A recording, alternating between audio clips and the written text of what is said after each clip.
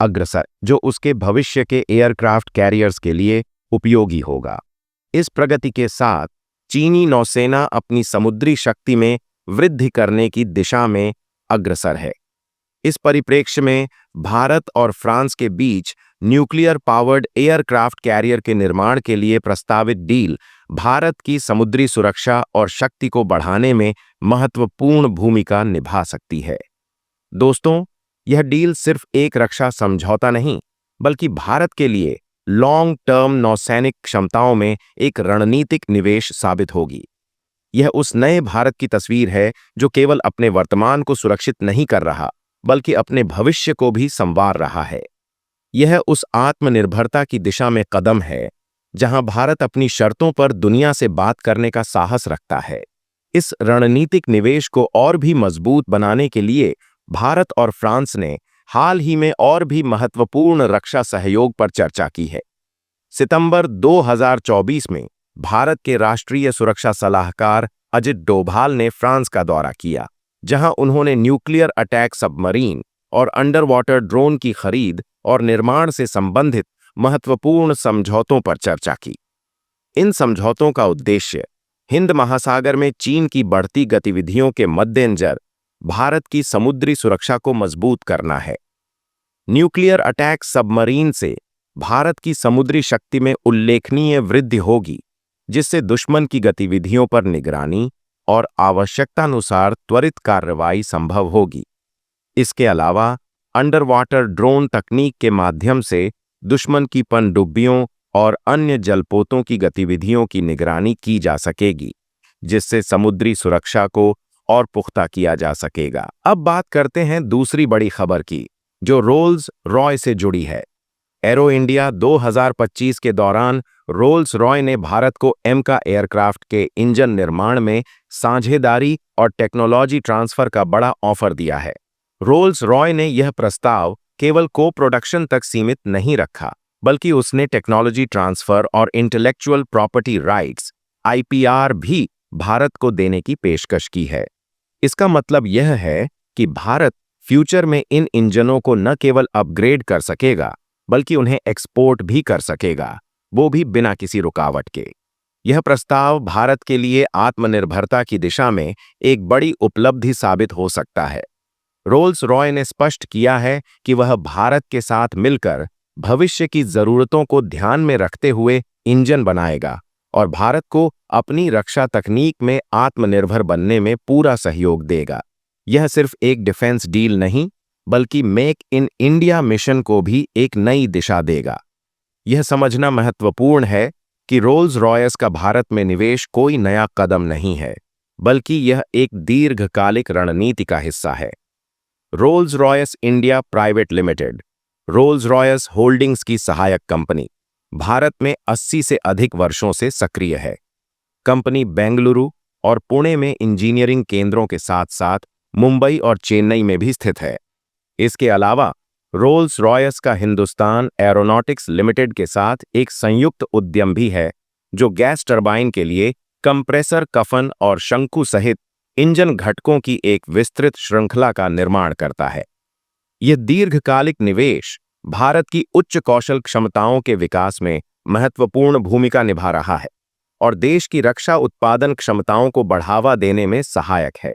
भारत का विजन है कि वह रक्षा क्षेत्र में आत्मनिर्भर बने और रोल्स रॉय का यह प्रस्ताव उसी दिशा में एक बड़ा कदम है। इसके अलावा फ्रांस की सेफ्रॉन कंपनी भी इसी तरह का ऑफर पहले ही दे चुकी है, जिससे भारत के पास अब दो बड़े विकल्प हैं। यह देखना दिलचस्प होगा कि भारत किसके साथ जाता है, लेकिन जो भी फैसला होगा वह भारत को रक्षा क्षेत्र में आत्मनिर्भरता के और भी करीब ले जाएगा।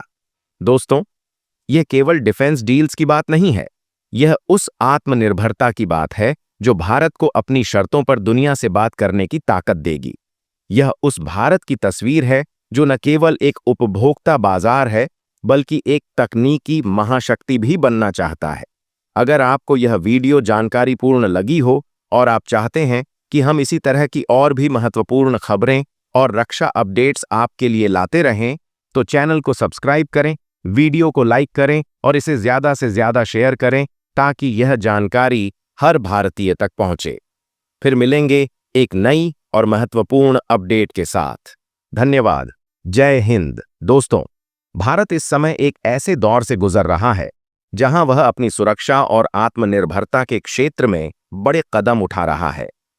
आज हम बात करेंगे दो ऐसी बड़ी खबरों की जो न केवल भारत की रक्षा शक्ति को और मजबूत करेंगी, बल्कि आत्मनिर्भर भारत के सपने को भी एक नई दिशा देंगी। पहली खबर है प्रधानमंत्री नरेंद्र मोदी के फ्रांस दौरे की, जहां न्यूक्लियर पावर एयरक्राफ्ट कैरियर को लेकर बड़ी डील की चर्चा हो रही है। दूसरी खबर एरो इंडिया 2025 से जुड़ी है, जहां रोल्स रॉय ने भारत को इंजन निर्माण में साझेदारी और टेक्नोलॉजी ट्रांसफर का प्रस्ताव दिया है। ये खबरें न सिर्फ भारत की सुरक्षा रणनीति को मजबूत करेंगी, बल्कि भारत को रक्षा क्षेत्र में आत्मनिर्भर बनाने की ओर भी एक बड़ा कदम साबित होंगी। इसलिए वीडियो को अंत तक जरूर देखिएगा। साथ ही अगर आपने चैनल को सब्सक्राइब नहीं किया है तो सब्सक्राइब कर बेल आइकन दबा लें, ताकि ऐसी ही महत्वपूर्ण खबरें सबसे पहले आप तक पहुंचें। प्रधानमंत्री नरेंद्र मोदी 10 से 12 फरवरी के बीच फ्रांस के दौरे पर हैं, जहां वे आर्टिफिशियल इंटेलिजेंस की एक समिट में हिस्सा ले रहे हैं। इसके अलावा उनकी फ्रांस के राष्ट्रपति इमैनुएल मैक्रों के साथ एक महत्वपूर्ण बैठक भी हो रही है, जिसमें कई बड़े मुद्दों पर चर्चा होनी है। भारत अब अपनी रक्षा नीति को और अधिक प्रौद्योगिक रूप से सशक्त बना रहा है, खासकर आर्टिफिशियल इंटेलिजेंस, एआई और डेटा एनालिटिक्स के क्षेत्र में। भारत ने हाल ही में आधुनिक सैन्य प्रौद्योगिकी पर केंद्रित एक राष्ट्रीय योजना का उद्घाटन किया है, जिसमें एआई, रोबोटिक्स और ड्रोन टेक्नोलॉजी के उपयोग को बढ़ावा दिया जा रहा है। यह योजना भारत की रक्षा नीति में एक बड़े बदलाव की ओर इशारा करती है, जिसमें स्वदेशी तकनीक को प्राथमिकता दी जा रही है। भारत की यह रणनीति इसे डिजिटल युद्ध क्षेत्र में न केवल सुरक्षित बनाएगी, बल्कि उसकी सामरिक शक्ति में भी वृद्धि करेगी।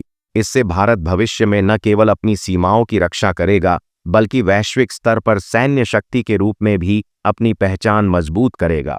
सबसे अहम मुद्दा next generation nuclear power aircraft carrier को बनाने का प्रस्ताव है, जो फ्रांस ने भारत को दिया है।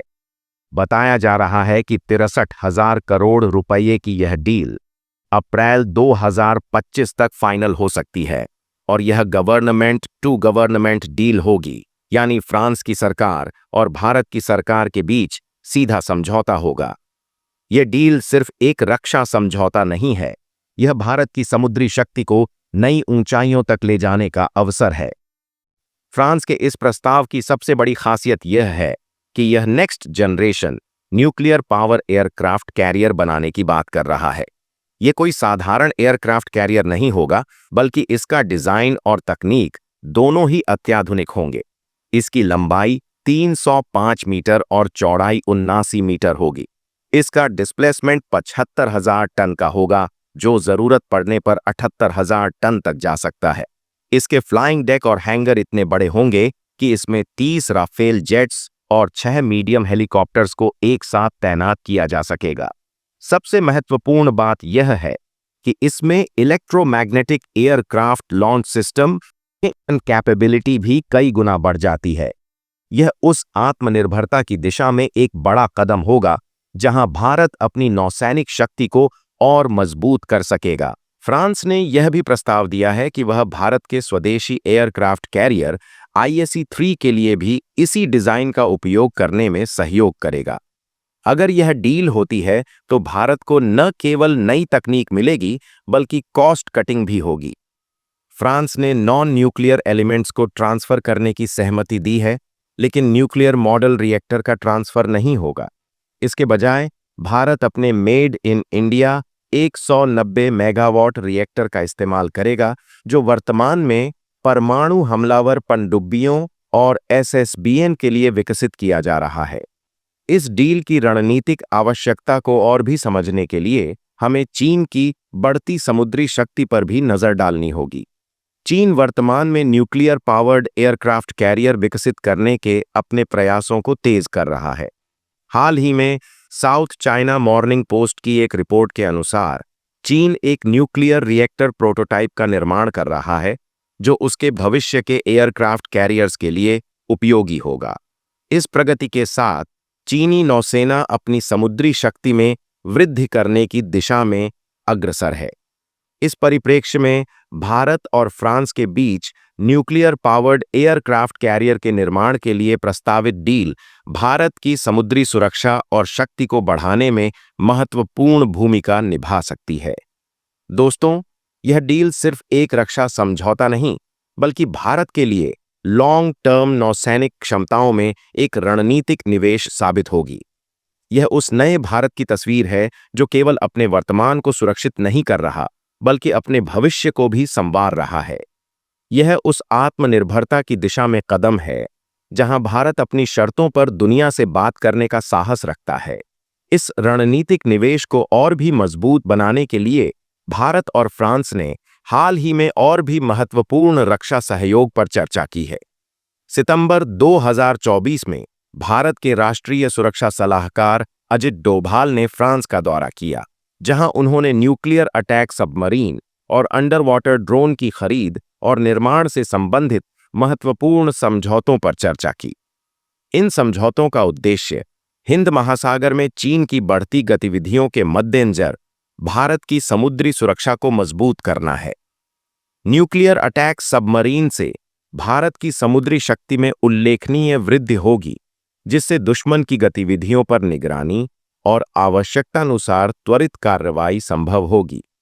इसके अलावा अंडर वाटर ड्रोन तकनीक के माध्यम से दुश्मन की पनडुब्बियों और अन्य जलपोतों की गतिविधियों की निगरानी की जा सकेगी, जिससे समुद्री सुरक्षा को और पुख्ता किया जा सकेगा। अब बात करते हैं दूसरी बड़ी खबर की, जो रोल्स रॉय से जुड़ी है।